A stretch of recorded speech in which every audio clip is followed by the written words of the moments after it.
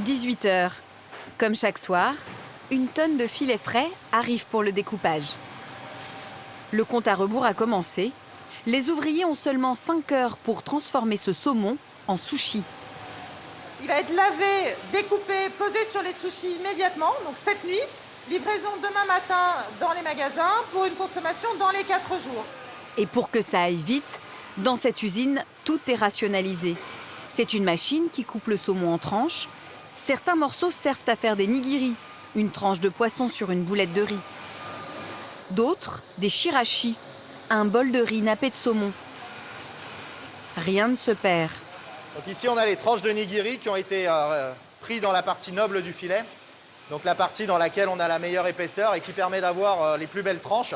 Donc ça, ce sont les morceaux qui ont été déclassés, qui vont être utilisés, par exemple dans les shirashi, où on va en faire des brochettes de saumon. Et c'est cette utilisation de la totalité du filet qui va nous permettre d'avoir un prix optimum. Quant au riz, les maîtres japonais n'en croiraient pas leurs yeux. Ici, il est cuit à la chaîne, dans de grandes marmites, avant d'être pressé en boulettes. Une machine comme celle-ci en fabrique 100 à la minute. Tout est pensé pour produire un maximum de sushis en un minimum de temps.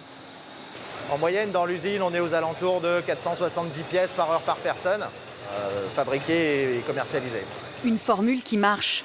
En moins de 10 ans, le chiffre d'affaires a été multiplié par 3.